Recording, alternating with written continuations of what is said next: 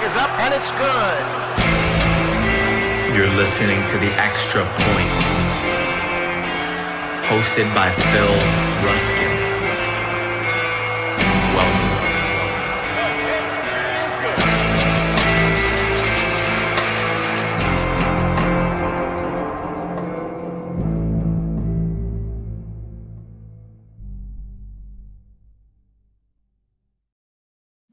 Yo, yo, yo, welcome in. It is another Tuesday night, which means Kendall and I are hanging out. Thanks for joining us on another episode of The Extra Point. I am, as always, your host, Phil Ruskin, hosted by my good buddy, Kendall VanDerBilt of the Fantasy Football Tavern. How's your week been, dude? Week has been busy. It's been crazy. I got a work trip I'm going on tomorrow. I'm going to be up in Indy for a couple days. So doing the busy bee, get all the stuff going on. Got to pack a suitcase while doing a bunch of waivers tonight, per usual. But yeah, I mean the Bears won, so my weeks are very different when the Bears win versus they lose. Like as a fantasy fan, right? You listen to all the regular ESPN shows. There's the content we watch, specifically the shouty shows on ESPN. My week looks very different if the Bears are on. What topic are they on? Right? Are we? Oh, whoa, is Caleb? Or we're like, oh, is there something there? So overall, pretty good week. It was a weird, I'll be honest, man. It was one of those games where I'm watching it and I'm like, okay, the Commanders are down 10. How are the Bears going to fuck this up tonight? And then the Commanders were the ones that like, and I'm not trying to, you're on a high. I'm not trying to like beat you when you're up, right? But like, did the Bears win or did the Commanders lose? Like the Commanders lost. That's my biggest thing. I'm so glad. Okay. We don't have to do a whole show on this, but I needed someone else to tell me that. I was watching that game and I saw I'm not listening. I'm not moving a single Bears player up. If anything, Washington, you should know, our defense shouldn't look that good because we weren't making plays. We were making, if you're going to give me the ball, I guess I'll take it. But that's the most resistance we were putting up. Kind of disappointing. I really thought this was going to be a big Bill game where he was going to tear us up. I did too. And I started him actually in a league where thankfully I had already won. Like going into Monday night, like it was sort of just like bonus points for me at that point, right? But I just 7.8 points, 17 carries was solid. That's good. But 61 yards, one catch for 7 yards. Like Jaden scrambled and Jaden ran a lot. And that's what you want. But at the end of the day, man, like that first of all, I don't put that fumble on Bill. That's on Jaden. Yeah. Like he doesn't get that ball into his hands. He doesn't secure it. He kind of hot potatoes it into Bill's stomach there. Like, here, you take it, do something with it. And then all of a sudden it's like, are the Bears about to steal this game? Oh, they are. And then I went, hold on. It's Jake Moody. Like anything could happen. And good for the kid, like good for him. Right. Yeah. So weird week. Look, we all know what happened this week. Emeka Egbuka, not Egbigboo, Rob Gronkowski. Let's get that straight for just a second. That was brutal. Emeka Egbigboo. And I was like, oh, Rob, don't they have someone in the background, like in the producer, like talking to him in his ear to tell him like how to pronounce that name? It's not like he's saying John Smith. So Egbuka, hamstring injury. Puka seems like he's going to be okay, but obviously didn't play for the majority of that game. Look, the Niners are once again the 19ers because they don't have a single healthy player. And the old wheelchair logo is currently showing up all over social media again. So there's a lot that in your redraft teams, no Dalton Kincaid, I think that was a bigger deal than maybe I thought it would be. Right? Like Keon Coleman is non-existent right now. Shakir was Shakir, right? I don't know what his stats were, but I'm going to blindly say, Kendall, if you can pull him up real quick, I'm going to guess, having watched that game, Shakir was probably 4 or 5 catches for 54 yards. That's going to be my guess. Because you're being nice to him. Was it? How was he? 5 targets. Okay, so I got that right. Yeah. 3 catches, 33. Ouch. So, but that's my point. That's how you think of Shakir. Yeah. That's how you think of him, right? 3 to 33, 5 to 55, right? Like there's nothing magical about it. Keon Coleman's non-existent. James Cook didn't look good. Like the Atlanta Falcons, credit to them. They got out in front. They got their noses out front, and they didn't give it away. They tried to, but they didn't give it away. And I'm surprised Dawson Knox catches that 19-yard touchdown, but like, I don't know. We have to have a conversation about Kincaid because, I've been in his camp for a while, and We'll see what happens when he comes back here. So it is week 7, which is crazy to say that it is already week 7 because it feels like the season just started. But Kendall and I are going to do our best as we are officially now 1/3 of the way through the fantasy season. And we're going to do our best to give you guys a couple of players that we think that you can trade for, potentially trade away. But I think as I look through, the show sheet here, it's mostly trade for guys, mostly buys. But we're going to talk through some players that realistically in your dynasty leagues, we think you can get. We think you can get at a reasonable price, and we think are going to help you. And I just want to say this before we jump in here, Kendall, because you and I were just talking about this backstage.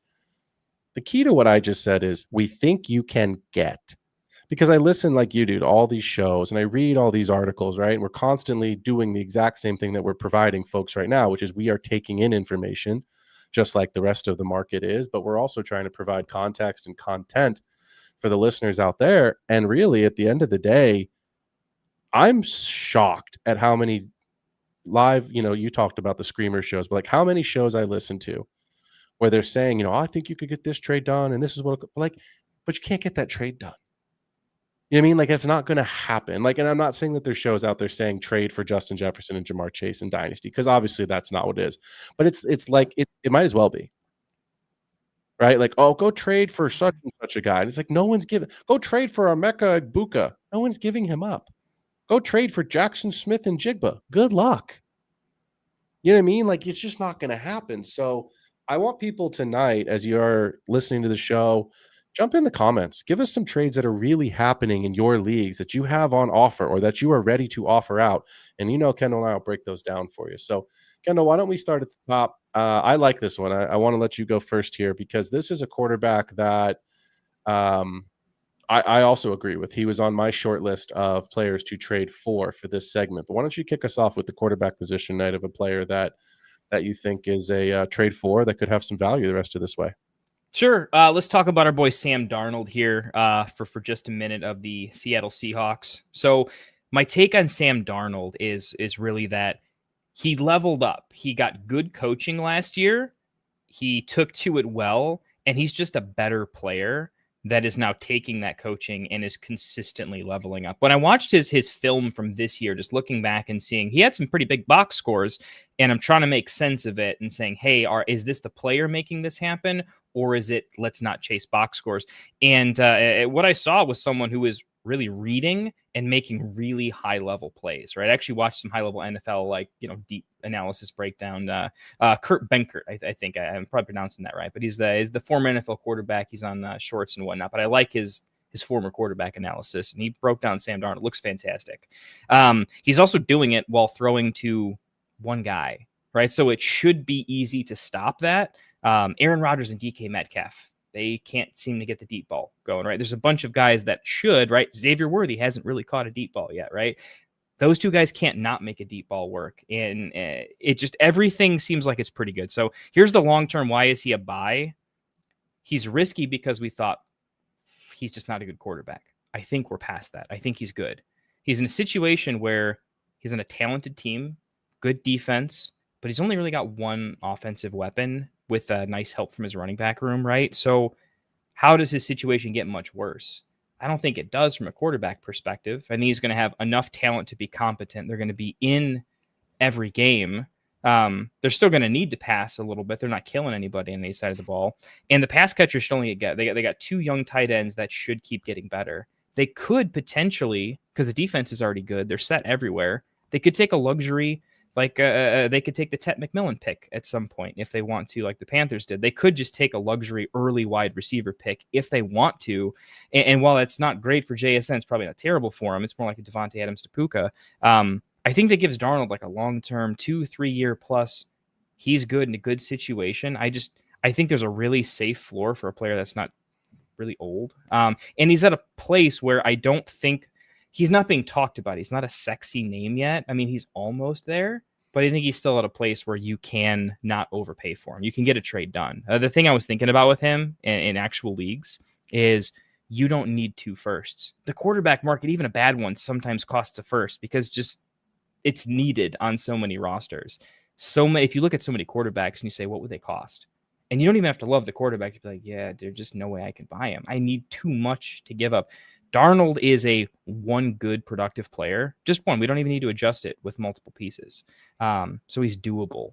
You can go get him in a lot of situations. So let me ask you this, because I said at the top of the show, right, we wanted to give you real world scenarios, and I see already Jacob Osborne in the chat. Appreciate you being here.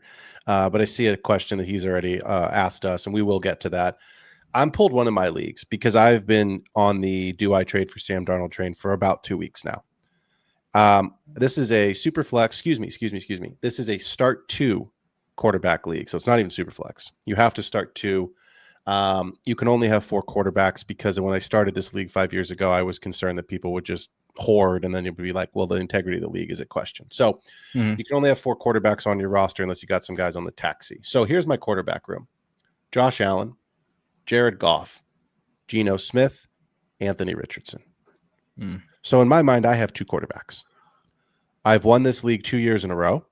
I am mostly guaranteed to be a playoff team again this season. And the reason I say that is not to toot my horn. The reason I say that is to set the stage of I am not going to be able to get a quarterback early in the draft because I'm probably most likely going to make the playoffs, which means I'm drafting at the back end and the quarterbacks will be gone.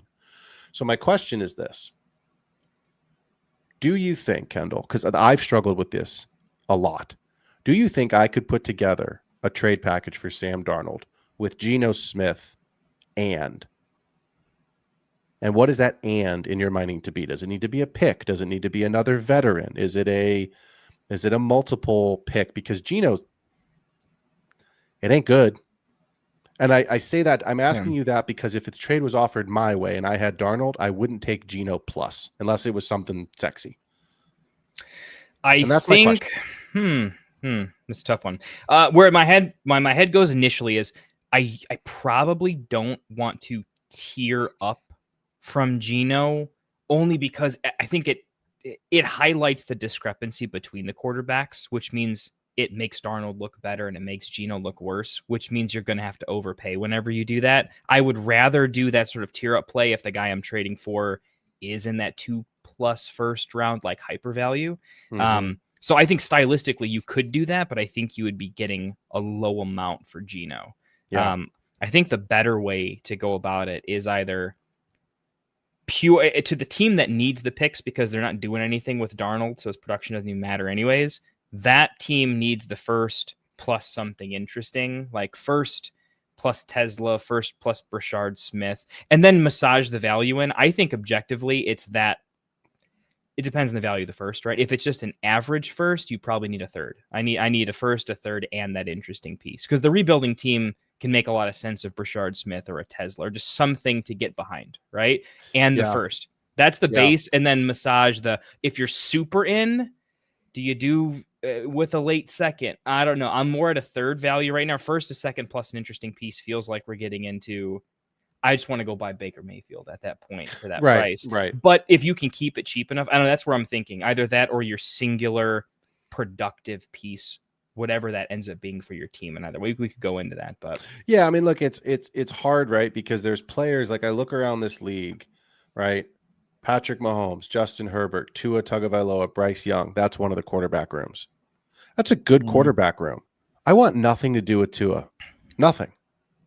And I just, you know me, I've never been on the Bryce Young train. I respect the fact that he's getting better. I know he's had some usable weeks. I like all players in the NFL. I want them all to succeed. We know that they won't.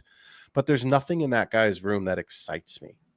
You know what I mean? Like you're not trading Mahomes, you're not trading Herbert. So it's like, do I really like? So that's where I look around this, and we're going to talk about my guy here in just a second. But you know, there's just players that the ceiling is so low that it's like, you're right. Should I just pay up and go buy Baker? Right. And so I want to talk about my quarterback here because Kendall, you'll probably ask me, well, why don't you just trade for this guy? I can't trade for this guy because the guy's a Lions fan. So he has the world's greatest soft spot for Matthew Stafford, right? And please hear what I'm about to say. This is really important. I would only recommend trading for Matt Stafford in a super flex or start 2 league. I would not trade for him in a single quarterback league. So make sure that you understand that. We know everyone loves super flex. We know that's the big sexy style of league now. But here's why I would trade for Stafford, especially if you are a contender in a super flex or start 2. We talked about this ad nauseum, me and you, the correlation with the wide receivers. And there is an inverse correlation with Matt Stafford for where he gets drafted in dynasty startups and in redraft relative to where Puka and relative to where Devontae Adams both get drafted. And on the season right now, Kendall, who is the wide receiver 1? It's still Puka? It's got to be Puka, right? It is still Puka Nacua. So you're telling me right now, and I wanted to pull this because I believe he is the wide receiver 13. He is. Devontae Adams is the wide receiver 13. So you are seeing right now with a player. Quietly 2 wide receiver 1s. I'll give him the Baker's dozen. Right? I'll give him the Baker's dozen there as well. But we've seen it. But we've seen it from sexy names. Waddle and Tyreek Hill. Devonta Smith and A.J. Brown, right? T. Higgins and Joe Burrow. and Jamar Chase when Joe Burrow's actually there, right? Come on, Joe. We need you. Hurry this toe thing up, buddy. But look, at the end of the day, Stafford right now, this is it. This is the final window. It's either this year or next year, and this is the last you will see of Matt Stafford. But he is right now, and I'll ask you this without looking. Do you know where he is right now? QB what? Ooh. I mean, I would guess back end QB1, but still definitely inside the top 12. I'm thinking it's got to be like 9 or 10. 10. Yeah, QB 10. He's only had 2 games under 245 passing yards. And in those 2 games, he was under 30 passing attempts. He is the QB 5 in overall passing attempts on the season right now at 300 years old. And here's his schedule. He's got the week 8 bye. Then they play the Saints, the Niners. We're missing everybody. The Seahawks, the Bucks. Okay, scary. But then the playoff push comes with Carolina, Arizona, Detroit, hopefully a shootout, Seattle, and Atlanta. If you can go and find somebody who has Matt Stafford on their roster who is out of it or is a week or 2 away from being eliminated with a loss or 2 losses, I would go pay a second-round pick based off the age. I wouldn't pay a first. That to me is too rich. I get it. You're trying to win a championship. But at the end of the day, Kendall, I don't love older players because they have no resale value. That's where I struggle with giving a first. Unless you are getting, it's hard for me because Derrick Henry's having such a bad season. But if you were getting somebody like that who has upside, I know he's running back 17. But if you could get someone that was guaranteed production, then I would pay that first. But Stafford's 1 hit away from his season being over. And that's still the risk that is built into his purchase price. But I don't think you're going to find a better upside, cheaper quarterback that can win you a championship in a super flex league than Matt Stafford. I just don't. And if I'm wrong, I'm happy to be wrong. But tell me that there's another guy at that price point that's going to finish inside the top 10 that's not under 30 years old. Yeah, I mean, I think there's some builds where this makes a lot of sense, right? In the, I have a 3 quarterback room, right? And 2 of them are, it's like my main guy. I've got Jalen Hurts and 2 rotational pieces. The dread happens when you feel good about your rotational pieces and they become somebody in Geno, Geno and Bryce, right? That's an example of dude, how do I thinking about flexing Quinshon Judkins over both of them type of situation, right? So in that particular case, I do think you're competing. So your second rounder is going to be late. You are burning it. But at quarterback, when you're tearing up for production, you actually get a pretty hefty PPG bump when it's mid-season. You kind of know how they're playing versus when you're drafting and the overall range of QB1s is close, right? I think you could go 5 PPG. You can go maybe for 3-4 minimum if you're going from what Geno's producing right now to where Stafford's producing. I mean, you're adding real wins to the roster for kind of cheap potentially. Good timing with Puka injured and coming off a bad game. If someone's not competing, they're just looking for a change. It's no, I think that makes a lot of sense. Plus, you're doing this trade because you want to compete and you want to win, which means you also only care about the playoffs, meaning the next 2 games don't matter as much when Puka might be out.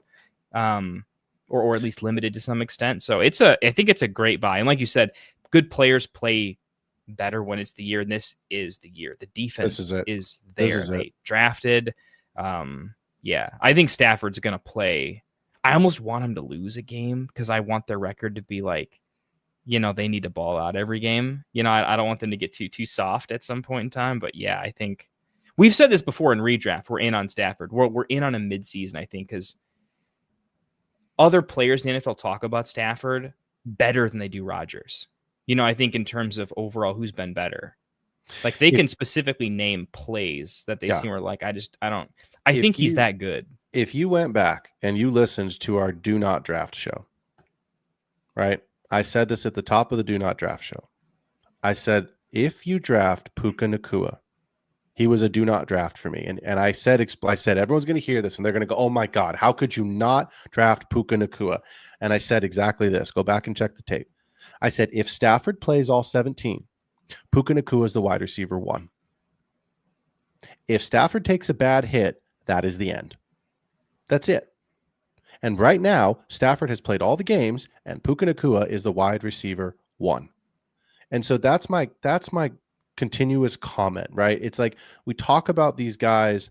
Last year we said, can Sam Darnold is Justin Jefferson good enough to bring Sam Darnold along? And the answer was yes. Now, I think Sam Darnold played pretty good football last year, to be fair. They're 14-2. He to be fair, he shit the bed in the playoffs, and that's what cost him his contract in Minnesota. I think if he gets a playoff win or they make a run to the NFC Championship game, he's probably still a quarterback in Minnesota, I would think, even with J.J. McCarthy there.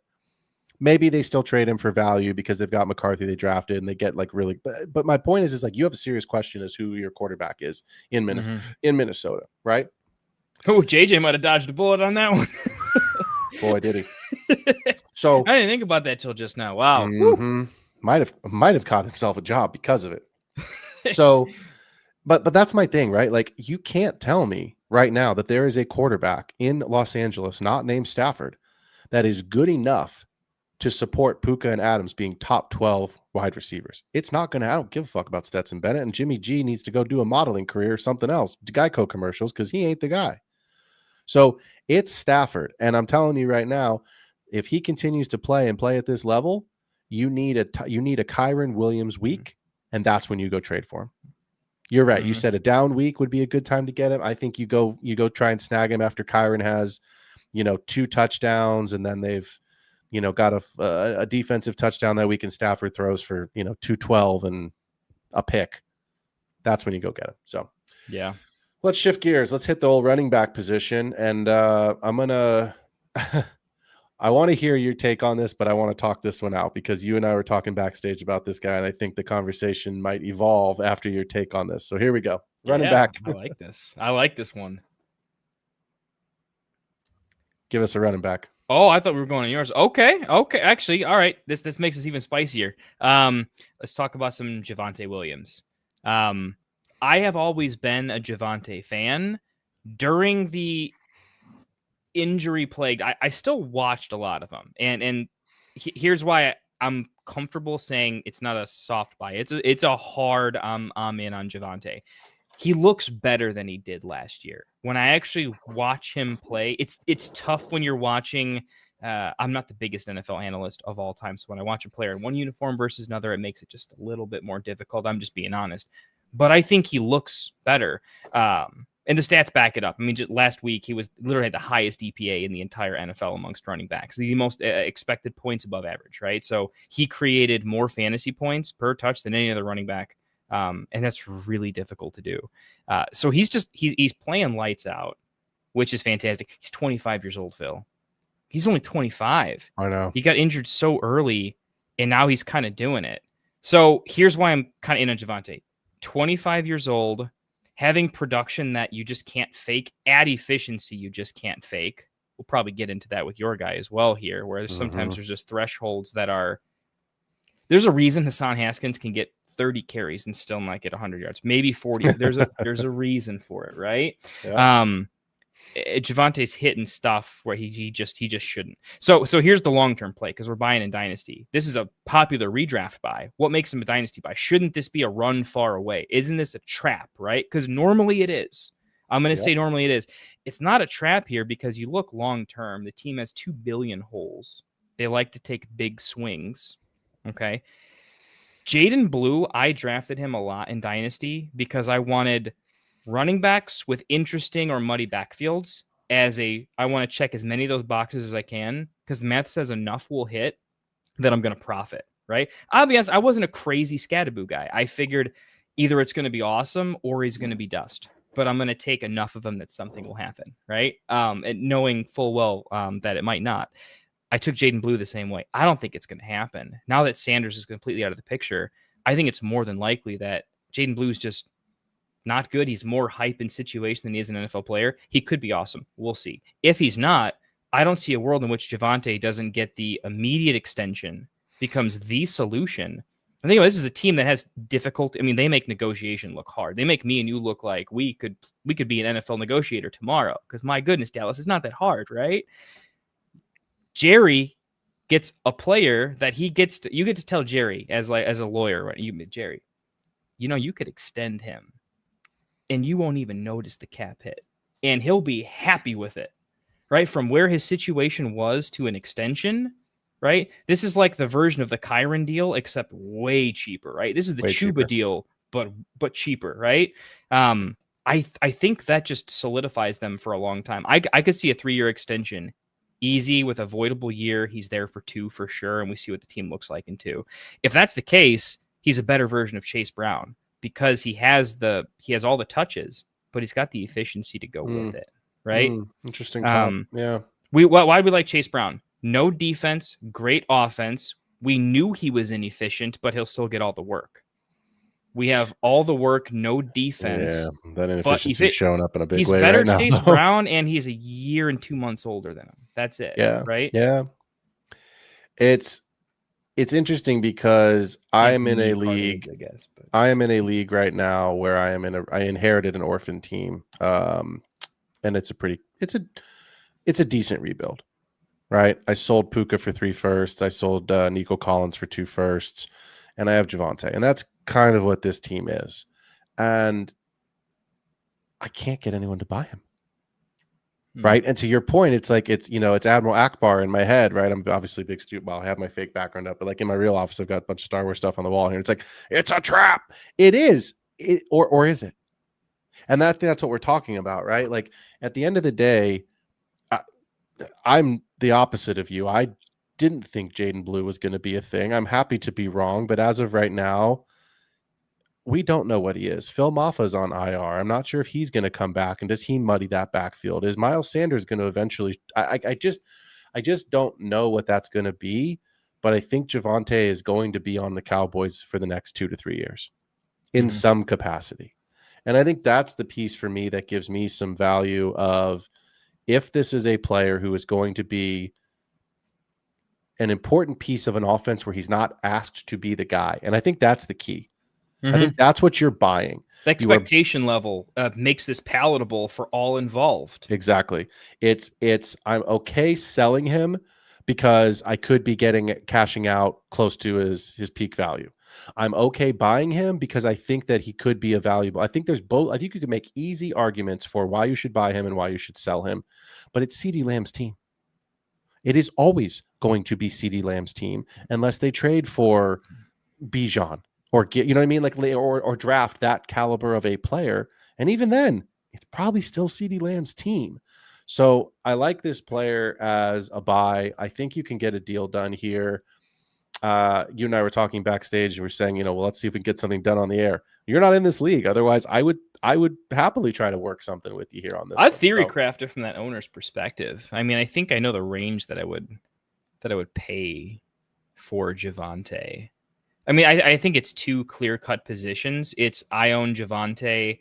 Am I selling? I would never sell as a contender, right? So you're only selling as I'm kind of contending, but I should quit while I should turn this into something more creative, right?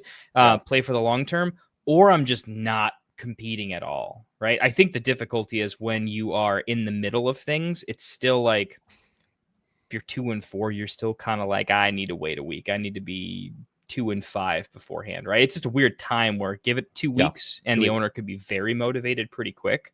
So I think that's the challenge. The owner doesn't know what to do. They have all this production and they just don't know what to do with it, because they're also thinking maybe I kick it down the can, for a year, right? So know your owner when you approach him. And I think this is a dialogue first before it's an offer, because you can't lead with player or pick unless you know. You have to know what they're looking for. Otherwise, you're just throwing a flag that says, I'm pretty much willing to pay 25% above sticker because I have a strong take on him. So find a way for it to win for the owner, however that is. And I think that's the way to get it done. Well, let's talk about a running back that no one knows what to do with right now, which is exactly why I've picked him. And it is none other than Rico Dowdle. I love this pick. Everyone's talking about him in redraft. I haven't heard a Dynasty take on him yet. I'm curious. So here's the Dynasty take. I wrote, and you can see the show sheet. I know you can, but everyone else can't. And the number one point that I wrote says, is it real? Is it real? And I think that's the question you need to answer before you decide whether you want to buy or if you want to sell. Because if you don't believe strongly that it is real, you're not buying. And if you believe strongly that it is real, I would sell and cash out because you believe you can get some value back into your team. So look, we know what he's done in the last 2 weeks. He was the overall RB1 2 weeks ago, and he was the RB2 because Bijan is an animal and ripped off one of the best runs that I have seen. Oh, buddy, I literally said to myself, and Kendall, you probably did too, I'm going, please break this tackle. Oh, he's not going to break the tackle. Oh, he broke the tackle. And then you're like, oh, that's it. He's in. He can walk backwards on his hands. And I didn't care, man. Just give it to me, dude. It was awesome. It was such a great 81 yards. He just rips the thing off. Look, Chuba Hubbard is working on a side field still. So the Panthers have won 2 games in a row. And so I want to theory craft this. The coach in me is going to go, how do I bench the player that is winning me games? Because at the end of the day, Dave Canales has two things that he needs to do with this team. Number 1, win games. Number 2, get to the playoffs. If he does those 2 things, he keeps his job. If he doesn't do those things, he goes back to somewhere in the NFL as a coordinator. That is a cold, hard fact. So how do you, in a division you're not going to win because you cannot beat the Buccaneers, and Atlanta is funky, man. I don't understand what Atlanta's like. There's no way the smartest person in the NFL knows what to make of Atlanta. Atlanta is a complete anomaly right now. They beat Buffalo at home. They beat the Commanders with the Dan Quinn revenge game. And I think they lost to the Panthers 30-0, if my memory's right. Right? I'm pretty sure they lost the Panthers 30-0. Was that? Oh my God, what is going on? So my point isn't about Atlanta. My point is about Carolina. Right? It's so Atlanta. But Atlanta, my point in bringing Atlanta up is just this. They could easily jump ahead of the Panthers with one more head-to-head game plus the other seasonal games. They could easily, if 2 teams were to come out of this division, they could easily jump the Panthers to get the wild card spot because Bucks are going to win the division. So I think right now, 60 total touches, 389 rushing yards, 80. I made a mistake. I was like 8 receiving yards. That doesn't make sense. 80 receiving yards and 2 touchdowns. I think it's real. I think the worst case scenario for Rico is this. Chuba comes back and he plays because he has the contract. And that is the only reason why I think Chuba comes back and plays over Rico right now, because Rico Dowdle has looked better in 2 games than Chuba Hubbard looked all of this season and part of last. And he was awesome good last year. He was a league winner last year. And Rico looks, I'm not talking about box score hunting and numbers. I'm talking about watch football. Dude, now it looks like better. The O-line was, you know what I mean? You're looking back at Chuba and you're like, was it with the O-lines making everyone good? He's just bad. Yeah, there's a real question there. So here's my question to you, because what I said at the top of the show, we want to give you real world scenarios. I sold Rico Dowdle and a third in a league that I am rebuilding, and I have zero wide receivers. I sold Rico and a third for Ricky Pearsall. My question to you is, did I sell too low? Oh, sorry. I made that trade after 2 weeks ago. So after the big boom game not after this week. So Yeah, after the one game, one big and I went, okay, this ain't, because I said to myself, like, this ain't it. You know, this ain't it. Chuba's got the contract. He's coming back. Cash. And I did. I'm not sad about it. I love Ricky. I think Ricky's got upside, but could I have had more than Ricky Pearsall for Dowdle and a third, or Dowdle plus? No, you didn't. No, you're still good. It's still a fine buy. But I think this is where I think a lot of people in chat would be like, no, it's definitely Ricky Pearsall. It's just like a random fluke running back. It's like, one, we gotta calm down. Ricky Pearsall doesn't have to be the guy. And two, I think we got to slow down on like Rico's. There's a lot of options here. There's also, he's on the 1-year deal. Rico could also end up on someone else's team in the 100%. Trade market too, right? And the team goes sideways. The Chuba contract might say that he has to go somewhere else. Right. This could be we picked up Dowdle for nothing, and now we get to sell him for a profit. Like, that could be a real thing, because I mean they've got a lot of running backs in the roster they need to use somehow. So like, there's crazy outcomes for this. The point is, Dowdle is good, and I think we know that now. So what does the NFL do with Dowdle long term? That's the interesting question. From a dynasty perspective, I think Ricky Pearsall is just, he's too good in a situation where it's more a pro Pearsall take. Where it's a pro Dowdle take there is that it's closer than you think, especially if you're a competing team. That's where this is an interesting question, right? If you're competing, what the hell is Ricky Pearsall doing for you? He's literally an asset that's there to be flipped for other assets, because he's not doing shit for you, right? Yeah. Where Rico Dowdle is winning you your league, which is winning you 5+ years of buy-ins, right? Let's be real about the money involved here, right? You want to win your league and be cake so you can do whatever the hell you want to. And Dowdle's putting up insane fantasy points. So even though he's not maybe worth it for 5 years, there is something real to be said about where he ends up for the next 2.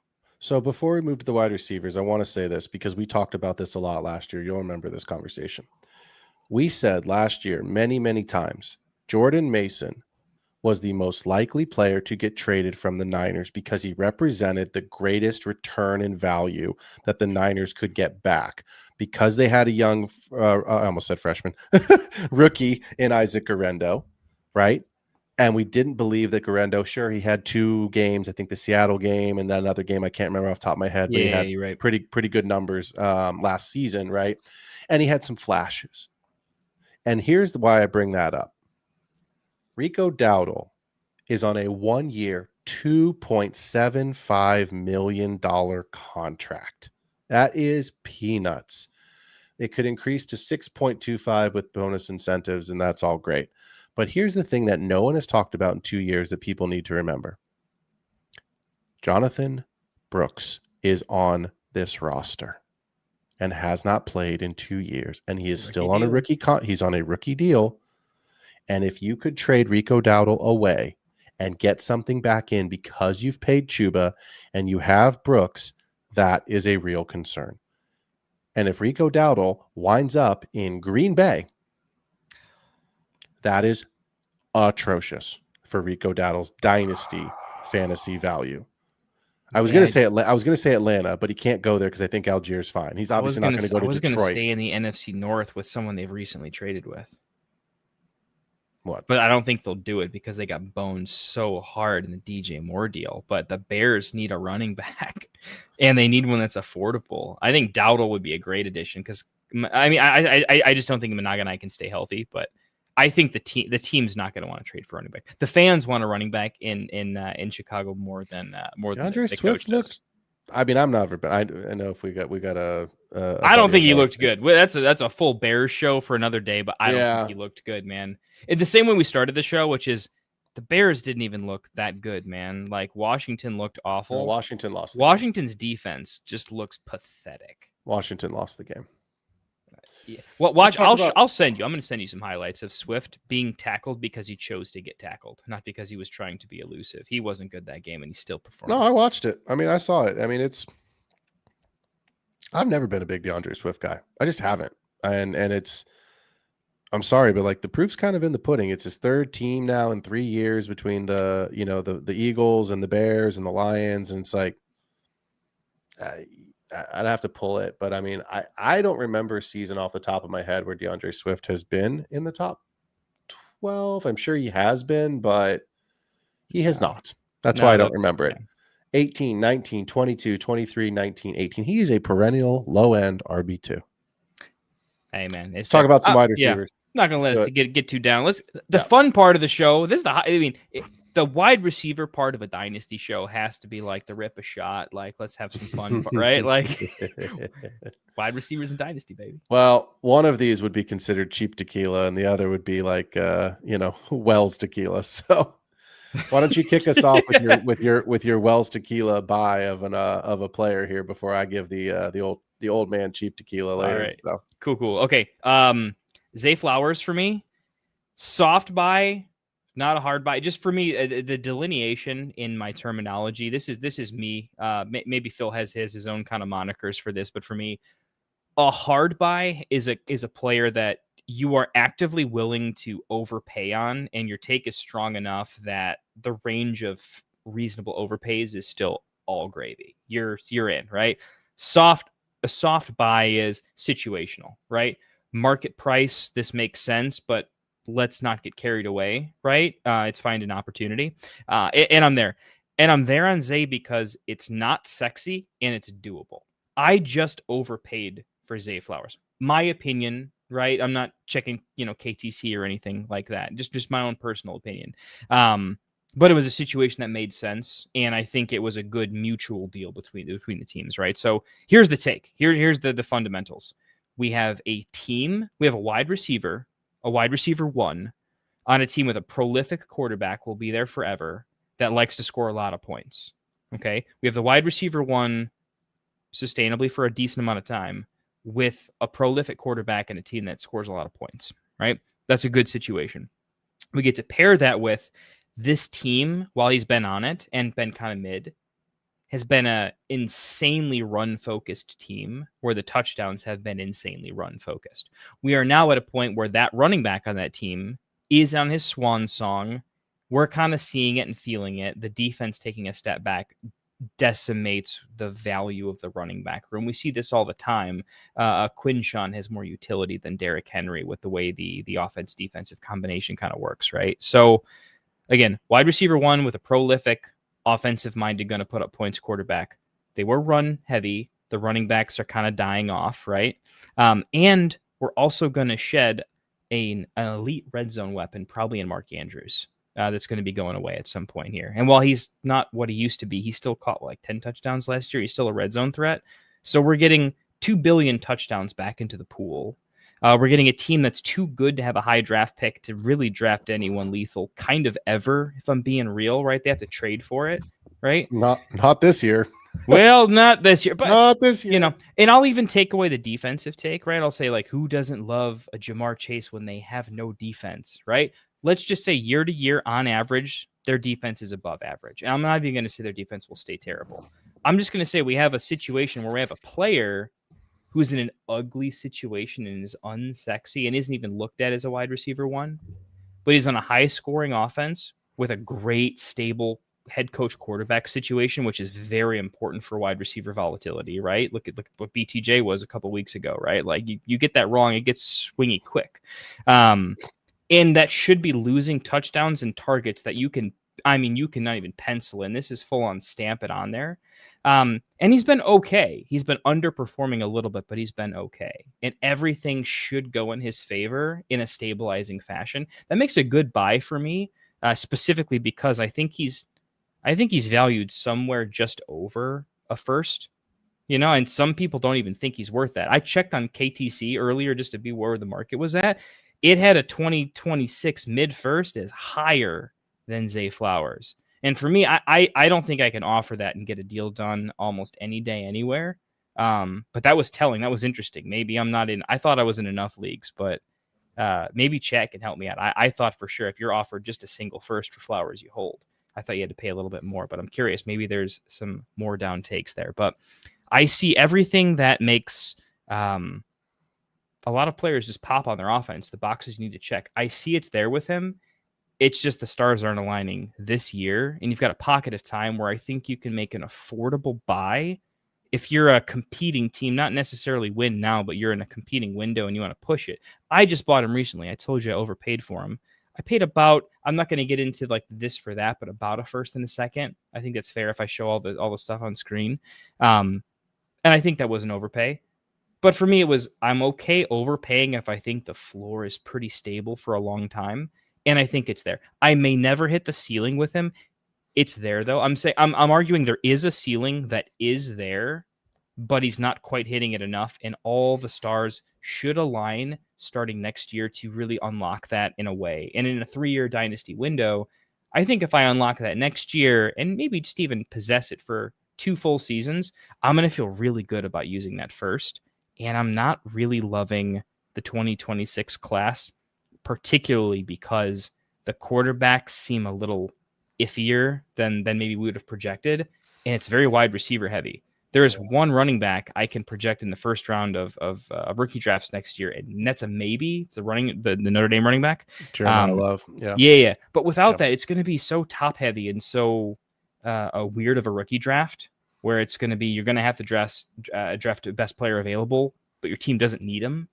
The best player available is a quarterback, and I already have 3 good ones. Yeah. You're not going to reach in that situation. So it makes the 2026 draft tricky from a value perspective. So that's why I like Flowers. It's doable. You can go buy him if you want to right now, if you're like me and have a somewhat positive take on him. And the arrow's up for me in a 3-year window because it's down now, but up next year and continuing to be up for 2-3 years. Yeah, I think there was something that you said that I really liked, and it was about the floor. Right. And I think that's why I'm not a big KTC guy. We've had ad nauseum conversations about why we're not, because it's just like any other trade calculator, just wants you to quote unquote win the trade. But I think at the end of the day, I do check it just to make sure I'm not completely off in my own trades. It's just like a barometer, but I'm not living by it. You said the 2026 mid first was more valuable on that site than Zay. $5K to $4,700. And here's why. Because of the ceiling outcomes. Because you are hoping that you are drafting a player whose ceiling is higher. Even though their floor could be in the same range, Zay may never hit that ceiling. Like, I don't know, given their passing volume, if he's going to finish as a wide receiver 1. He never has. He's not actually come particularly close. And he might not, right? And that's okay. But at the end of the day, like, I can't believe I'm about to give him his due on this, but like Rasta, you got to have guys like that on your team. Zay Flowers is a guy that I'm okay having as a high-end wide receiver 2, right? At the end of the day, I want to see players in my team that can get me 5 to 6 touchdowns and 800 yards. It's not sexy. You said it. It's not sexy. But yeah, I need that because I know 2 things are going to be true. Number 1, at the wide receiver position, there's going to be volatility. It's just it's the most inconsistent scoring position in all of fantasy. Number 1. Number 2, injuries. If I could plug, let's say it's a 2 wide receiver start, because that's an easier than a 3. And I've got one of the big boys. I've got Jamar Chase and I've got Jalen Waddle. Okay. Who's pretty close in a comp to Flowers, right? And that's why I picked that name. It's kind of that flat tier. Mm-hmm. I feel okay if I have Waddle go down, which is a very real possibility, that I just plug Zay Flowers in there. Jordan Addison, Zay Flowers. Like those are the kinds of names. I'm not going to sit here and be like, if I have Jamar Chase and I have Drake London as my 2 starting receiver, you're not getting Zay Flowers to replace Drake London or Jamar Chase. Hey, look, real quick, I went over the line on this because I have Xavier Worthy, and his volatility and injury history made this an easy buy for me because exactly what you said. I have Xavier Worthy. His shoulder goes out every other game. It makes so much more. It's such an easier buy on Zay Flowers to appreciate the floor, as you mentioned. So it's funny you were mentioning all that take, and I'm like, I bought him because I have Xavier Worthy. He's like, you're telling. If I didn't have this take, I would believe in it because you would have just told me this makes sense for my team. I bought Zay Flowers. No, I did not buy him from you. I had Zay Flowers. I bought Lamar Jackson. Sorry, we're not going to revisit that trade because I know it's going to make you sad. Phil, it's just going to make you cry. By the way, I revisited a lot of our trades. You absolutely destroy me in trades historically, man. Well, let's keep that going. I like Go that back and look at our RJ Harvey trade, and basically 2 weeks before, I traded you a bunch of picks for a bunch of picks, and then I traded any amount of value I accrued plus more to buy RJ Harvey back. I basically loaned you like a first round pick so I could have the privilege of buying RJ Harvey. Yeah, you should listen to Phil because I'm a pretty savvy guy and Phil still owns my ass in trades. It is it is a nice compliment. I appreciate that. I've made some great ones, and like everyone else, I've made some stinkers. CNC feels better for you now, so I feel now it feels a lot better. I'm now back to bitter. We were even on the Lamar trade. Now that CMC's killing it, now I'm back to upset about it. We were not even on the Lamar trade. For those that don't know, Kendall traded me Lamar Jackson. Too, by the way, remember you were going to say no. I wanted the rushing upside. I told you that. Kendall traded me Lamar Jackson in exchange for, drum roll please, C.J. Stroud, and I am so grateful that he offered that because might be one of the greatest trades I've ever pulled. Support your local I can't say no to a fun deal seriously player in a league near you. We need to talk about another receiver here. I'll make this one quick because it is look, it's the opposite. It's the poor man's tequila, right? It's the plastic bottle tequila. Yeah. And I made this trade. So that's why I pulled this player. Because again, I said at the top of the show, I wanted to give you guys real life scenarios because these talk shows are like, oh, go trade for this guy. Good luck getting that fucking trade done. Get a real trade done in real leagues with real people. Stephon Diggs, back-to-back 100-plus yard weeks. He had a shit week last week against the Saints. But look, he had a 52-yard bomb that was called back. So if that counts, he's at 80 yards. He doesn't score a touchdown, but still 8 points instead of 4. Okay, so you're not happy, but you're not devastated because you were devastated this last week. And I traded for him this last week, and I had Kendrick Bourne in my wide receiver 3 spot. And I was like, oh, is Kendrick Bourne really going to be the guy? You know, George will come back. CMC gets 1.5 million targets. And Jennings was back healthy. Yeah. Jennings was sort of running around a little bit here and there, right? His best Keenan Allen impression. Yeah. Something. I don't know what he was impersonating, but it wasn't a football player.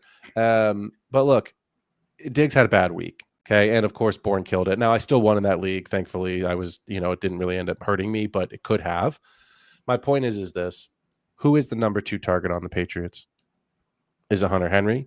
Is it Booty? Is it Pop? Like, I don't know the answer to that. You don't know the answer to that. Mike Vrabel doesn't know the answer to that. So that's my point with Diggs, right? It's going to be inconsistent. We just said 5 minutes ago that the wide receiver position is the most volatile scoring, most inconsistent position in the game, right? And I'm going against my own historical model in referencing this because I don't trade for older players. I don't. Yeah, neither of us do. We are the DiCaprios, the Dynasty world, man. We're 100%. I love that. That's a great for well done. Touche. I think at some point next year, I do need to get the soundboard so I can get some real sound effects in here. But we'll get there. Production value be damned. But I don't trade for older players for 2 reasons. Number 1, they have no resale value.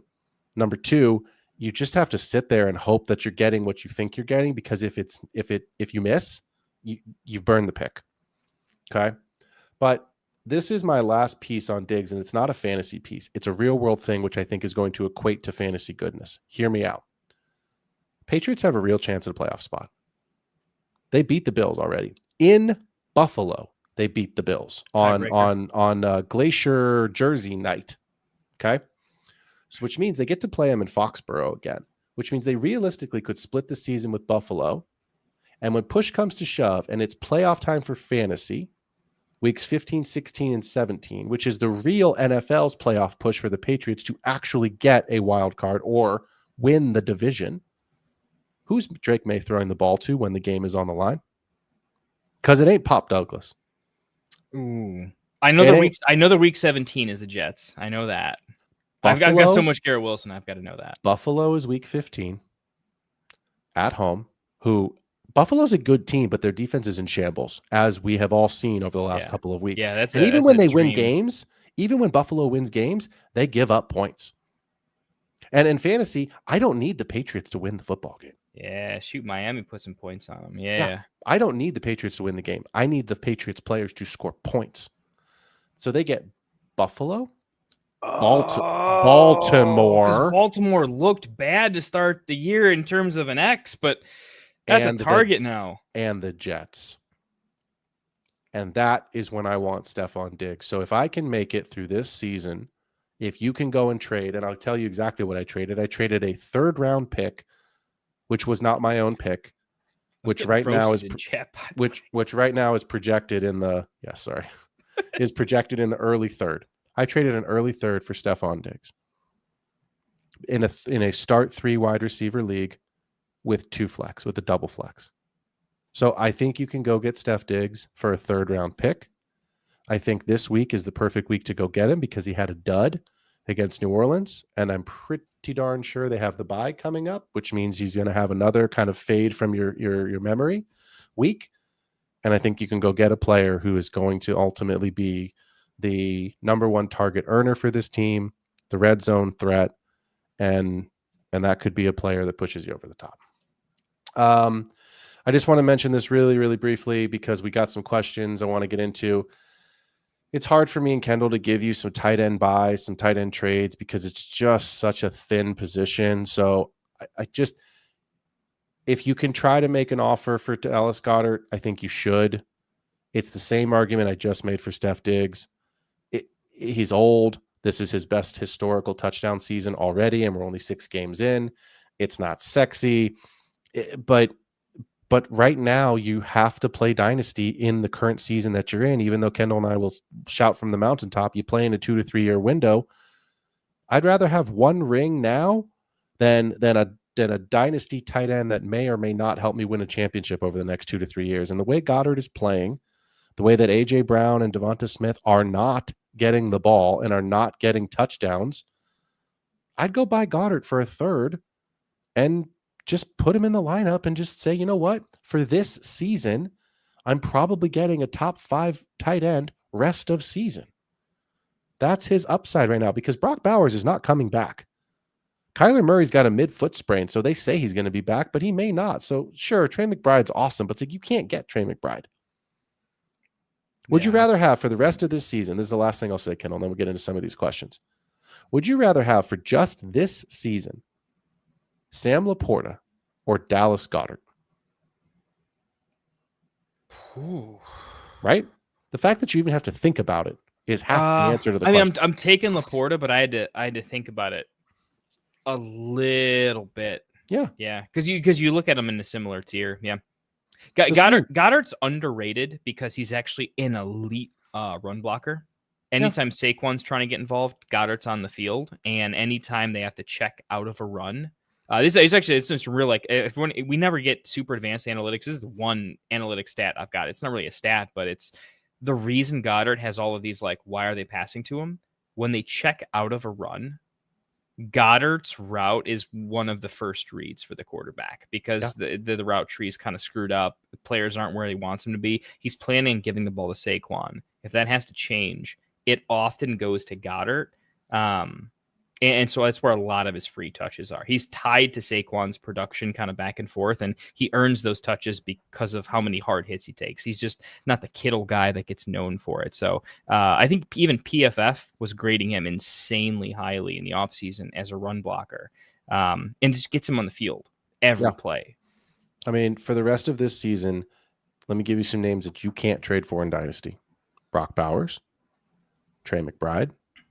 I would put Sam Laporta on that list because I don't think people long-term want to give him up, even though he's not having a great season. He didn't have a great season last year, but people still don't want to give him up because of the youth and the Lions. So there's 3 tight ends. You're not going to be able to trade for George Kittle. I think it's very difficult to trade for Furr because he's the tight end 1 right now. I was only a year late. You know, my love for Jake Ferguson. I was a year late on that. You're buying too high. It's going to cost too much. And so then who's left? Tucker Kraft. I mean, like you probably can't trade for him either. That's it. And those are the top 5 guys in the league. So like you can't go get a tight end that is going to be a difference maker unless you truly believe, and I did this in a league last week, unless you truly believe that Isaiah Likely is the future of the Ravens. And I do believe that is going to happen. That route participation was insane. And I traded for him early. And I traded Dowdle. I think I traded Dowdle. I have to go back and look at that trade, but that was a part of my trade. Was Dowdle's hot? He's the hot name. I've been trying to get Likely. Kendall, it was in one of the leagues with you. I don't know. I have to go back and look. I don't remember what it was, but actually give me 10 seconds. I can pull it. I feel like every league with Likely with us is difficult because we talk about him so damn much. I traded Rico Dowdle in a 3rd, and I got Isaiah Likely. In a dynasty league, I feel like I won that trade Yeah, no, I still because like likely that. is the future. I Of mean, the it's a Ravens tight end. projection, right? Projection, I mean, we're but you have to call your projecting shot. it, but But if likely does what he's supposed to do and becomes the replacement for Andrews in that offense, it's better to trade a year early and have that just sitting on your he's bench not just because the you Andrews won't. replacement though, too. I mean, for the same reason, I didn't get to it in the take, but the idea is I see the future of that team as a 2-target funnel, which a lot of the NFL teams have become. There's a wide receiver one and a tight end one, and they're the A, B, whatever you want to flip and pass catchers. 100%. I think likely is their wide receiver 1A, 1B with Flowers 1A, 1B. I think they're going to flip flop as the two main pass catchers. And that's a sick role you want them for. I like that a lot. Yeah. Yep. So go trade for Dallas Goedert if you're a win now team. It's not going to cost you much. It ain't sexy, but you just need him for the rest of this year, and I think you're going to be happy with it. Yep. Kendall, give me 2 minutes on the clock. Let's do the 2-minute drill, and then we will knock out some questions. I am ready when you are ready. We really got to actually get like a clock on this thing, like a widget for this. Like a real clock. Yeah. Anyone that knows how to do production value, eventually hit us up at 3, 2, 1. The clock has started. All right, guys, let me give you 3 trade targets we didn't have enough time to talk about tonight, but I do think can be league winners for you. Number 1, it is Davante Adams. Puka Nacua is banged up. I think he's going to be fine, and I think he's going to play. But even with Puka in the lineup, Adams is averaging 9 targets per game. He's only had 2 games under double-digit fantasy points. He is currently the wide receiver 13 on the season. And if Puka misses any time, he is a surefire wide receiver 1. Put that kind of production into your wide receiver 2 spot and go win yourself a championship. I just traded for him in a league last week. It cost me a late second-round pick. I had 2 other seconds. I am totally okay giving that pick up to put Davante Adams in my lineup. The next player I want you all to trade for, it has been awful. It has been awful, like unwatchable awful. It is Derrick Henry. There's been no Lamar. Henry has fumbled his way out of RB1 territory and is flirting now with mid-range RB2 numbers. I think that is a good thing because that means this is probably because of his age and his issues this season, the cheapest you are ever going to get him. Lamar will come back after the bye, and if it's a lost season for Lamar, that's fine. They're still going to feature Henry. He can and he will score touchdowns, so better days are ahead for the King. The last one is the most difficult, but it is very, very obvious, pretty low-hanging fruit to understand his value, and that is, of course, Mr. David Montgomery hanging on Kendall's wall. He is the best quote-unquote handcuff in all of football. He's 28 years old, which is why I think you can still get a trade done for him because guys do want to get younger. His value is still there, even with Gibbs in the lineup, and we know what would happen if he had the backfield to himself.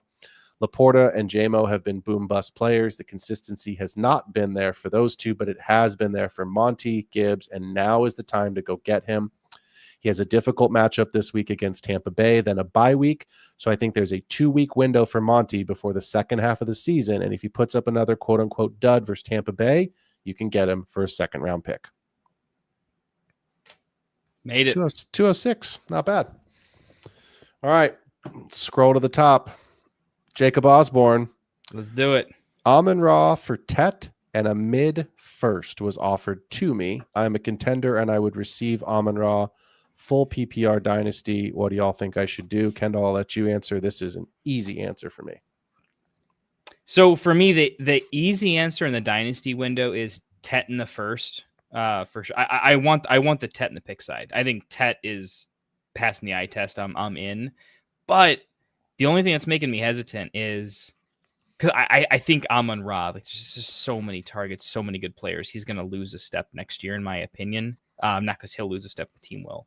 I mean, points per game wise, I think Amon-Ra is going to be there the rest of the year. It's too pricey for me to really consider. But I was given a consideration for, like, if you need to win this year, nothing else matters. It's close, but Tet the first for me. As much as I hate that Tet's with Bryce Young. I really, really. Jacob's not going to like me. I'm taking Amon-Ra. Taking Amon-Ra every time? Yeah. For a simple reason. You just said it. It's Bryce. I know who the quarterback's going to be in both teams for the next 2 to 3 years. And I would rather have Jared Goff throwing to Amon-Ra than I would rather have Bryce Young throwing to Tet. I would. Amon-Ra is the alpha. He is the established number one wide receiver there. I believe in Tet. I have Tet. I love Tet. I think he's going to be a great player. Mhm. I do not know for sure that he is guaranteed to be the alpha going forward. We think that he is. And he's a much better player than Xavier Legette. So don't hear me and say, oh, Phil, Xavier Legette's dog shit. But we thought Xavier Legette was going to be super fantasy relevant last year because there was no one else in the building.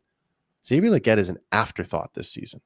So I'm not saying Xavier Legette is in the category of Ted McMillan. That's not what I'm saying. But I'm saying we all have sat here with multiple teams, with multiple players because of a situation and said, that's it. That's the guy. Got to have him. And then within a year, you're going, whoops. Next man up. I think Ted's going to be there, and I think he's going to be fantastic. But is he guaranteed to be the alpha going forward? I think so. I don't know so. I know Amon-Ra is. That's why I'm on the Amon-Ra side. Yeah, this one's close for me. I'll give a caveat here, Jacob, just for a quick piece of bonus content. I'm not allowed to give you massages or counters here on like what I would do, right? So I have to take it at face value. If I'm in a league where like, okay, you're contending, right? So that first is late. Okay. It's still there. If you have enough other picks, like I traded my late first in a league, but this is a league where I have 2 seconds, 3/3, and 2/4. Okay. I Say have that all one more time. I need to get that in my head. First, I had my first. I was okay trading it. And just say it's an overpay. I'm using my first to overpay by like 20%, maybe 15. Okay. But I'm doing it because I have 2 seconds, 3/3, 2/4. I have a lot of picks. I have a lot of dart throws. When you have not just 1, 2, 3 picks, I have 2 seconds, I have 5 picks through the third round, and then 2/4 on top of it that I can just sell for future thirds if I want to, right? You know, for whoever wants a guy there, right? I have enough that one, I've got roster space issues where I have enough players that are coming onto my team. Two, I have enough players that I can take swings where I want them, right? If I want to just take a bunch, like this past draft, I took a bunch of running back swings portfolio wise because I knew enough were going to hit. It was going to be profitable. That's a situation where this is a slam dunk trade because if the idea is I don't have to do any selling, I need to get rid of a pick anyways because I sold other assets. I'm playing Dynasty appropriately. If I have accrued enough value that I can not burn a first, but the PPG is just worth it because the first isn't as valuable, late in 2026 is not where I want to be. Already right now, late 2026 first will be the quickest. Like, damn, I should have sold it when it was just a first, not a late 2026 first. When you look at the board, I'm calling it right now. You don't want to be at the tail end of that draft because it will be the same tier as the early seconds, right? Like, that's where it's close for me. Yeah, I mean, we're going to do a show in a couple of weeks all about draft picks and values because I've been studying this and I've got some interesting data to share with y'all. But I don't know. I don't want to ruin the show, obviously, but I'm struggling right now with anything outside of the first 8 picks. That's my teaser. Yeah. That's my teaser. If you don't get a pick in the first 8 picks, I drafted Devon Achane 2 years ago? Yeah, 2 years ago in the middle of the second round. Good for me. Some guys I drafted Cam Scatterbo at the end of the second round this year. As of right now, good for me. But like, you know how many other players I've taken in the mid to late second round because I had, just like you were saying, I've got 3 or 4 second rounders. Do you know how many? Do you want Trey Harris on your team right now? No, God, no. Would you rather have Trey Harris or Luther Burden? I'd rather my pick back, but that's my point. Right, I'll take Luther Burden. But those both were solid middle of the second round guaranteed picks this last rookie draft. 100%. They did not go in the first round. They did not go in the third. They went in the second round. I don't know that either one of them. It's early. It's still early, but like, you don't know. You don't know yet. You just don't know. So where I'd throw that, I wouldn't throw. I won't throw too many caveats. The idea is you have to look at all the picks total, though. If the idea is you had a couple of seconds but no thirds, I would say it's a very different situation, though, right? Because what I mean by that is I have the seconds and the thirds, like at least 4 to 5 total, 3 in one, 2 in the other, right? You have the ability to say, okay, I can corner the market at tight end, right? Let's say I can take all the third round tight ends. So you can just swing for blind upside in the second. You need both components, though. I think to your point, second round wide receivers, if I just have 3 seconds, I know I can miss in all 3 of them if it's wide receiver because that happens all the time, right? Sure. I have to have a full dartboard of like, I need like 7 total picks to be like, all right, I know I'm hitting on this board, and all my picks together are going to be worth more than I paid for them because of the hit. But I need more than just 2 or 3 seconds. Yeah, but my point is, at the end of the day, is like if you go back and look historically at the last, let's just go 5 years of rookie drafts. There's 2 to 3 players in the second round that have truly hit for your roster. 2 to 3. Right? You've heard me tell this story, Kendall. I drafted Devon Achane 2 seasons ago in a rookie draft. And I had buyer's remorse instantly because the next pick afterwards was Jonathan Mingo.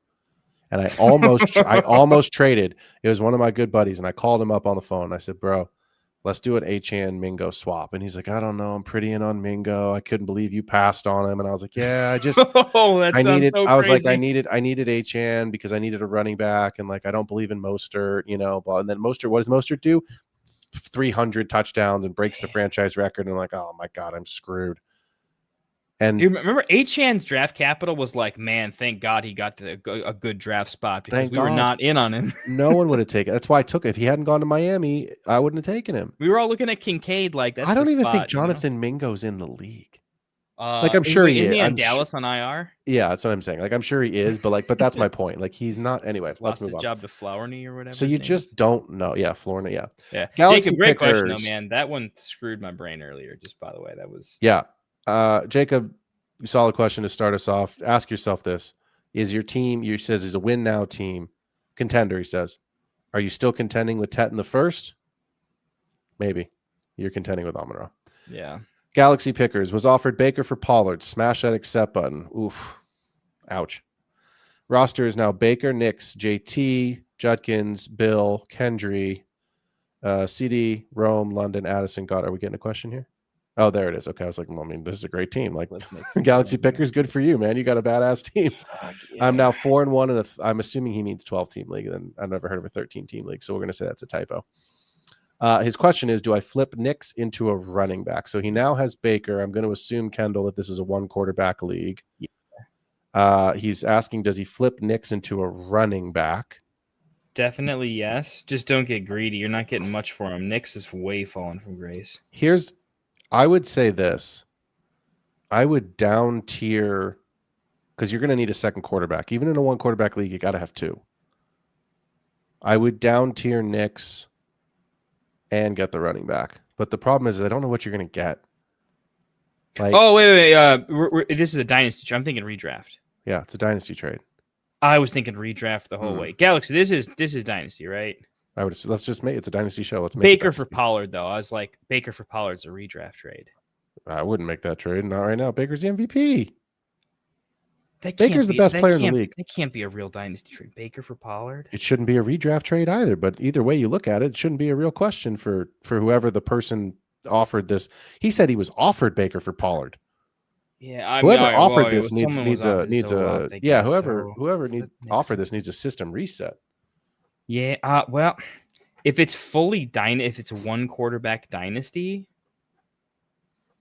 I'm actually saying no, man. I'm saying no because there's no running back I think you can go get for Nix that makes sense. I'm saying yes if you can find a good one, but run quarterback for running back mid-season is very difficult because you need to specifically find someone who doesn't need the running back. I have some names. Hit me. Would you rather have Bo Nix or Jordan Mason plus Matthew Stafford? Because Aaron Jones will come back. And he's going to come back supposedly in week 8. And it's already been 3 weeks that he's been out, and they're on a bye, the Vikings. They just had the bye, excuse me. So he's been out. Dynasty 1-quarterback pricing is so difficult for me on quarterbacks. I know, it's hard. I tend to bury quarterbacks in 1-quarterback. I value them next to nothing because I'll just find, as long as there's enough flex spots where it kind of buries it a little bit. Man, what running back? Can you go get Javonte Plus? No. Yeah. Would you take James Conner? Because I wouldn't, but I'm just thinking of guys that like could have some value coming back. Chuba. Because it's still dynasty. So we're talking about flipping a guy that will play the next 12 years for a guy that will probably play the next 2 to 3 on average at best. So like I'm such a long-term value guy that for me, I I only say no to this because I know in all the leagues I would offer this, no one would give me what I think is fair because they'd all be playing in a 1 to 2 year window. And this is difficult to do. I think for my only answer is you're going to have to find and go to trade partners you know and trust that you can have a good deal that makes long-term sense where they long-term love Knicks and you short-term love the running back. It's more about the trade partner than the player, though. It's more about their roster. Jalen Warren and CJ Stroud or Knicks. Oh, the Stroud side for sure. But I'm low on Knicks. I am just not high on Knicks to begin with. I thought you weren't even going to offer me a quarterback. Well, I don't think it makes sense to just flip Knicks for a running back because you just said it. There isn't someone that's a comparable.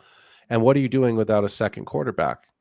Because you ain't finding a guy on the waiver wire in Dynasty. In a one quarterback redraft league, sure. I got Jordan Love off the waiver wire a couple weeks ago. Caleb Williams. Like when I had Jaden in my one redraft league. When Jaden went down, I started Caleb Williams the week he had his career day, and then the next week I started Jordan Love.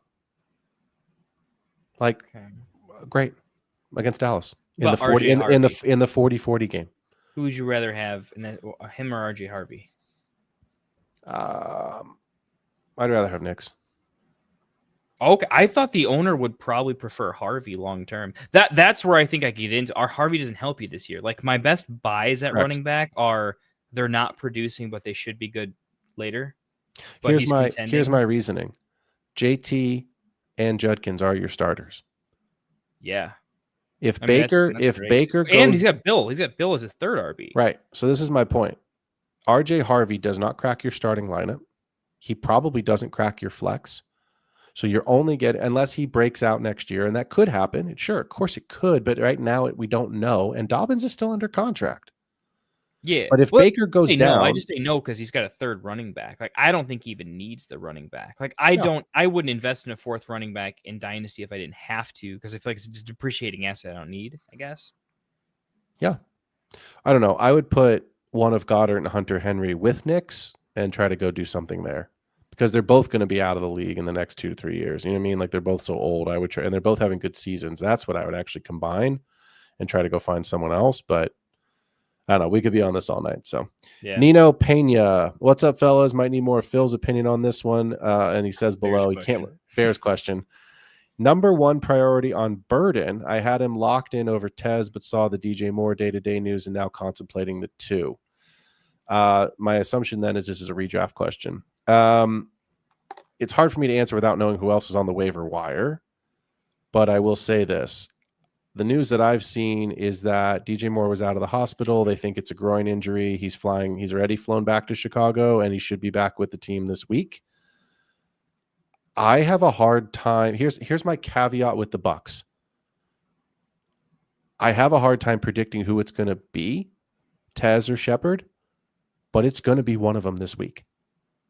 I haven't heard any positive. Now, we need to check the reports. I know you got to put waivers in tonight because it's Tuesday night. Kendall, you and I, as soon as we finish the show, we got to go put waivers in for our 1 or 2. Well, you're in like 5,000. I'm in 2 redraft leagues. But, I did them earlier, but yeah. I had to. But my point is this. We haven't heard any news that Mike Evans is going to be back. We know Agbuka's out. We know Godwin is out. We know Bucky is going to be out. So someone has to catch the ball. And it's probably going to be Cade Otton and Rachaad White. But one of those receivers is going to have a day. If DJ Moore plays, he still gets more targets, even banged up, than Luther Burden does. And Rome definitely gets the targets. So I would do this. I would grab Burden to stash him and see what the news is going to be like the rest of the week because it's early. But if there's a chance that one of the Bucks is going to be, if there's a chance that Mike Evans plays, that changes things, but I don't think he does this week, which means I would play both of the Bucks receivers over Burden, personally. That's what I would do. But yes, the answer to your question, is go get Burden to have him and then do what we all do. Pay attention to the news this week and get on Twitter and get on the, Sleeper and all these other sites and figure out who's going to be in there. I'm Tez for sure, by the way. I'm Tez as well. 100,000% Tez there. If in a couple of my leagues, you'll know this, but I've put old Mr. young, not old, young Mr. Johnson on the trade block. See if I can get anyone to bite. So there we go. Okay. You never know. The Smitty has roasted you for that Stroud Lamar trade. As I should, man. It's just so sick that it made such perfect sense. You had Flowers. I had Tank Dell. Remember him? Remember Tank Dell, guys? I do remember It was Tank crazy. Dell. I had Nico Collins at 1.2, flipped for Bijan. That actually, I think that trade ended up being I don't as think you fair can as a be. deal I as don't I've ever think you did. can be mad about that. I would have Bijan. But it was Nico and Kyron for Bijan. And at the end of the day, I actually think like that trade Yeah, that's still pretty stands as like that's a good trade any day of the week. It's great for both of us. Yeah, that's a good trade. That's and fair. it won the guy the league that year, so I felt pretty good that I helped him win the league. Hey, Stefan Diggs for Cedric Tillman in a third. Somebody must have been listening to the There show. we go. There we go. I don't think, Kendall, we've ever been asked a defense question. The Smitty wants to know Patriots or Chiefs defense this week. I know the Chiefs. No, Chiefs have Vegas. Yeah, I know the Chiefs have the Raiders, but I was I'm- looking to see who the Patriots have. Who do the Patriots have? The I have so much Patriots Drake have- May. I should know the this. Patriots have Tennessee. Yeah, 10. Okay, well, wait a minute. Tennessee with the new head. It's got to be Tennessee, right? There's just new head. I know there's like the new head coach. The team will rally, but Yeah, but this team doesn't have enough players to rally. You still have to that have some team players. has a 7-point ceiling, though. Like the Chiefs' defense is as much as I hate Vegas, they'll probably score at least 10 points.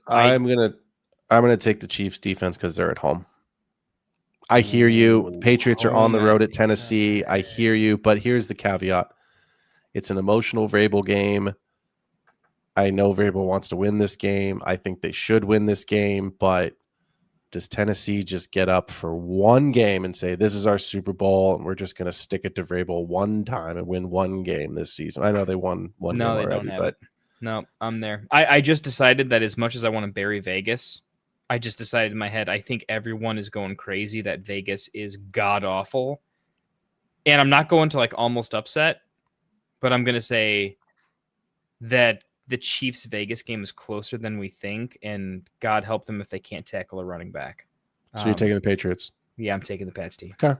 All right. One more from the Smitty. Start two running backs, Monty, White, or Hall. Rashad White or Brees Hall. Who do the Jets have? I don't even think it matters, man. I think until I see better from the Jets, I'm just not playing a Jet player after that. They have Carolina. They do have Carolina. I looked too. I'm going Rashad White. Rashad White has a much better offense and probably a better overall like dominator score on the offense. Agreed, but can I interest you in Brees Hall's receiving stat line this week with no Garrett Wilson? That's my only caveat to this question. Yeah, I mean, believe me, I have so much Garrett Wilson, and we're gonna get to Brees here. Yeah. Oh man, that's close. I just have a feeling that I'm going with Baker Mayfield here. I'm saying I want the Baker Mayfield offense because there is no way that White doesn't have a good game. There's 17 ways that Brees Hall has a disappointing game. He can also have a big blow up 10 catch CMC style game, but there is just no version of White that doesn't have White. Anytime touchdown is probably going to be a battle make. He can win in so many different ways. The floor ceiling outcome for White is just better than the floor ceiling for Hall, in my opinion. Same game, Monty. It's the Monday Night Football game. It's in Detroit. They're coming off of a bad loss. I would also take Monty and White, but I do have that. I am looking, and the lines weren't out today when I went to go put some bets in, but I'm very interested to see what the line opens at for Brees Hall's receiving line this weekend, because that is a prop bet that I am almost assuredly, assuming it's a reasonable number, but I'm almost assuredly going to take that with no Garrett Wilson. So yeah, I like that. I'm also, again, we'll talk about it later, but I'm kind of in on Brees Hall's usage all of a sudden plummeting to he's definitely going to be traded levels. The Smitty, last question for him, I promise. Start two wide receivers, Nico, DK, Rice. I know one of them's locked into my lineup, but who's the other one, Kendall? Wow, this is crazy, but I'm going Nico and Rice. I think DK is a little too volatile for me. He's doing a lot on 4 catches a game, and he's touchdown or bust, which I think the other two are way different categories of right now. I am taking DK and I am taking Rice. Wow. Oh man. I've never been higher on any. I am I hate Nico. Everyone knows I hate Nico. This has never happened before. This is. I don't even know how to feel about this, man. This is interesting. It's DK is gonna. He's the only guy there. It's guaranteed. I know it's touchdowns, but like Jalen Warren. He seems to be scoring them every week. And at the end of the day, it's a bad offensive line for the Texans. They're on the road in Seattle, and Mahomes is playing out of his mind again. I'm putting DK and Rice in there. So that's what I'm doing. I mean, if you want to play Deco, that's great, but Rice is chalk, yeah. I don't know. I'm struggling something with about the Texans, man. Something to me, I guess it's Aaron Rodgers will look like he did last year at some point take. And also, I think sneakily that team is like for some reason, I keep looking at the Steelers and being like, really, you guys just have a bunch of running backs and you try to pass the ball, but you're really bad at it. And occasionally it kind of works. Mm-hmm. But I look at DK's plays and I'm like, outside of like the big catch, it's very ugly in the interim. It's like Garrett Wilson, but worse. And I need the targets. Like Nico could catch 5 passes on 14 targets, though. DK has to catch 5 passes. Yeah, but look, targets. Here's Nico's targets: 5, 9, 11, 6, 5. Okay, 5, 9, 11, 6, 5. 6 and 5 in the last 2 games. Yep. Here's DK's. Whoa. 7, 6, 4, 5, 9. It's almost identical. But here's the thing that Nico has not done that DK has. That's blowing my mind a little bit. DK Metcalf, 4 for 7 for 83 yards in week 1. I'm not going to read you the rest, but I am going to read you this stat. Week 2, touchdown. 3, touchdown. 4, touchdown. 5, bye. 6, touchdown. Nico's not been getting the targets. Nico's got 3 touchdowns. And they played Baltimore and scored 40 freaking points. Dude, Nico does not have. So I give him an asterisk on that touchdown against Baltimore. Yes, he scored it, but like, dude, at Seattle, I've been to Seattle. I went there on opening week. You know that. That is a loud fucking stadium. And the Texans' offensive line is poo-poo. Let's move on.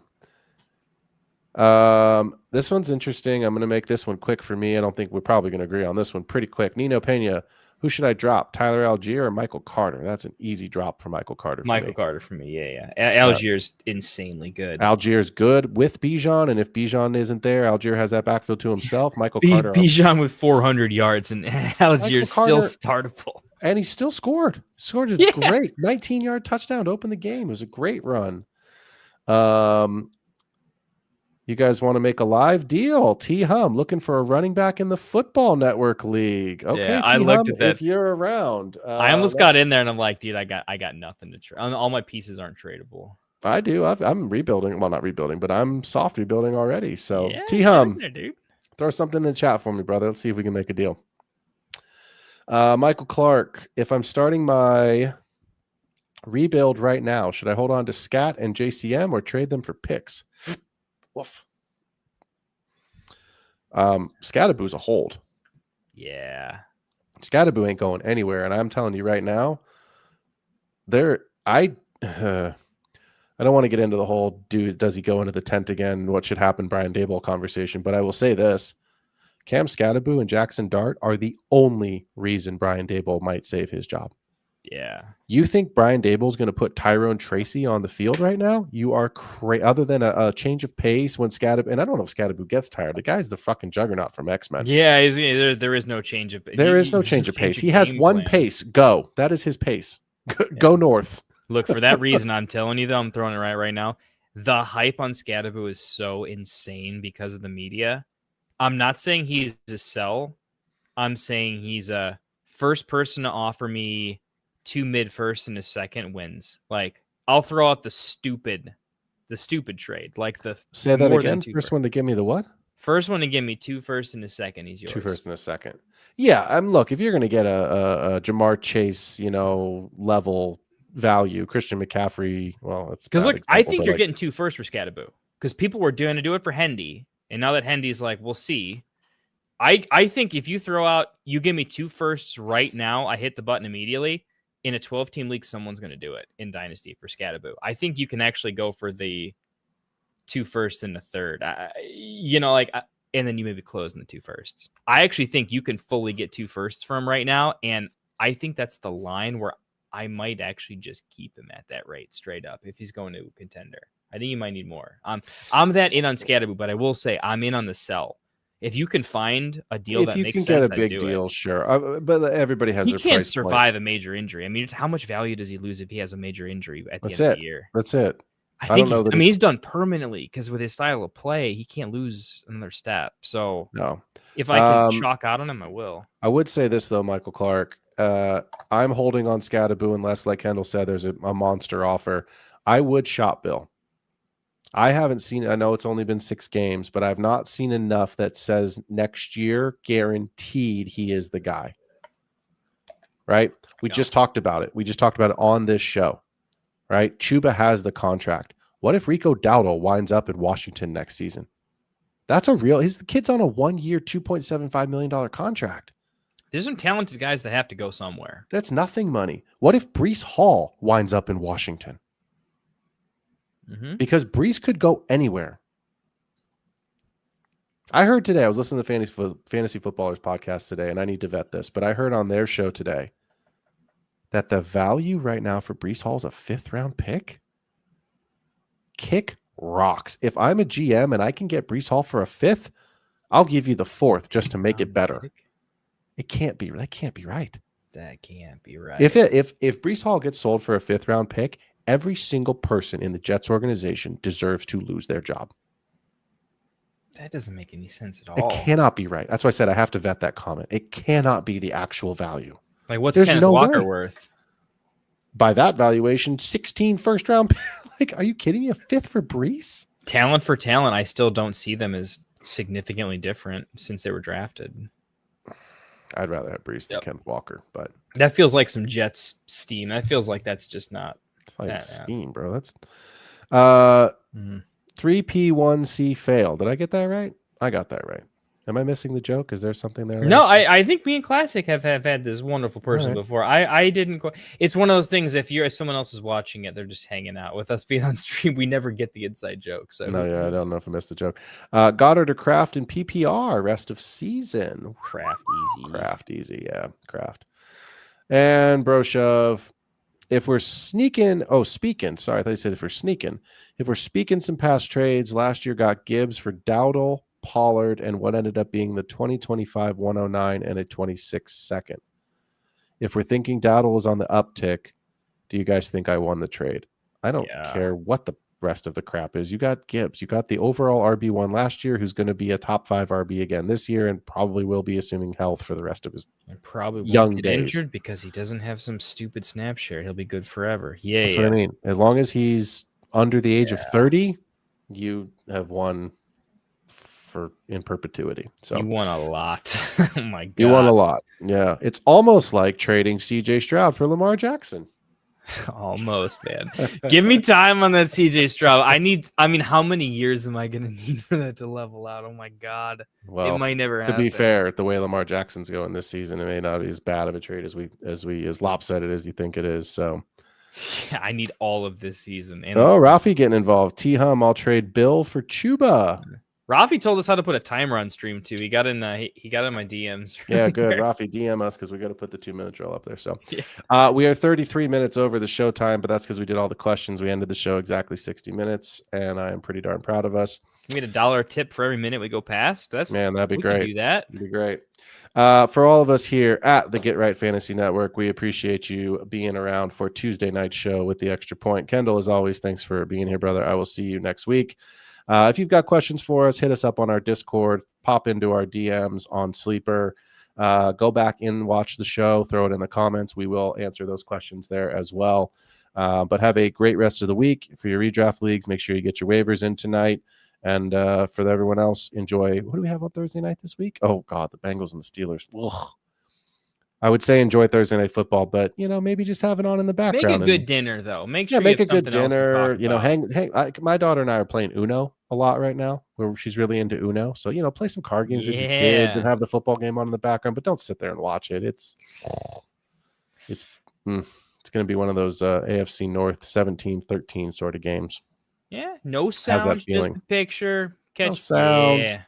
Just peek over to see if Jamar Chase does anything. Peek over to see DK outscore Nico this week. But otherwise, you can put that on mute and play a little Monopoly with the family. So, I just played Monopoly with my 4-year-old for the first time. We almost made it past setting up the board. We got so close. Yeah, that's exactly how I envision the Monopoly game going. Is my daughter probably taking the car and just driving it around the board until she collects all the $200 pass I have goes. Bears Monopoly, just be thematic, because like everything in the house is Bears, so we're getting there. I collect Monopoly sets. It's one of my weird collections. So I've got about 11 of them, 12 of them in the closet over here. Find a weird Monopoly to buy you for like Christmas, man. This is gonna be a fun thing. The weirder the better. The weirdest one I have is like a Japanese that I don't even understand what it is, but it's Monopoly, so you can figure it out. But yeah, I've got some funky ones in there. Chet, can we send Phil just the craziest Monopoly? The crazier the better. Find, man. But I'm in for that. We'll do a Monopoly stream where Phil just unboxes Monopoly. Oh, that'd be fun. That'd be fun. So, all right, we appreciate y'all being here for everybody here at the Get Right Fantasy Network, and of course myself and Kendall from the Extra Point. Have a great night. We out. Marking nothing but I tune every Friday. Strategies provided.